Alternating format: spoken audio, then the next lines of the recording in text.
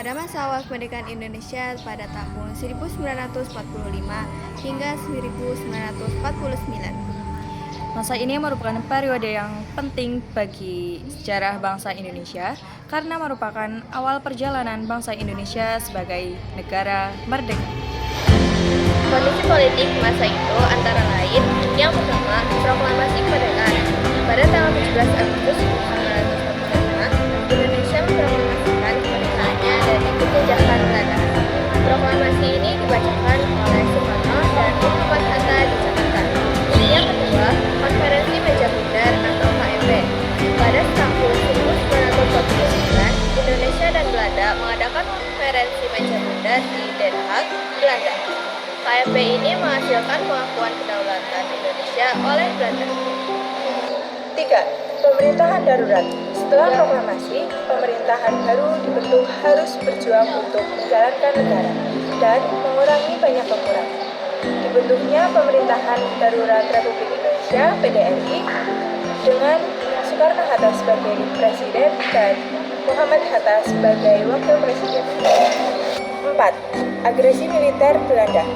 Belanda melakukan 2 kali agresi militer terhadap Indonesia, yaitu pada tahun 1947 dan 1948. Agresi ini bertujuan untuk merebut kembali kekuasaan terhadap Indonesia. Adapun kondisi ekonomi pada masa itu yakni yang pertama, kondisi ekonomi yang buruk setelah kemerdekaan. Indonesia menghadapi kondisi ekonomi yang sangat buruk, infrastruktur yang rusak, kekurangan pangan, dan inflasi yang tinggi menjadi tantangan besar bagi pemerintah. Tingginya inflasi disebabkan oleh banyaknya mata uang yang beredar, termasuk uang bedeja Valuste Bank, mata uang Hindia Belanda, dan mata uang pendudukan Jepang. Yang kedua, nasionalisasi. Pemerintah Indonesia melakukan nasionalisasi terhadap perusahaan-perusahaan asing terutama Belanda untuk mengambil alih kekuasaan ekonomi. Dari penjelasan tadi bisa dijabarkan bahwa tantangan pada masa itu yakni Indonesia menghadapi kekurangan pangan yang parah terutama beras yang menyebabkan kelaparan dan kekurangan gizi. Inflasi yang tinggi juga menjadikan tantangan besar bagi pemerintah karena menyebabkan penurunan nilai mata uang rupiah.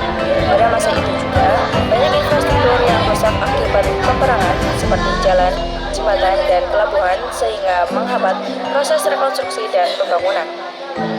Pada masa itu juga banyak muncul gerakan separatis yang mengancam kesatuan negara seperti DI, TII, dan PRRI.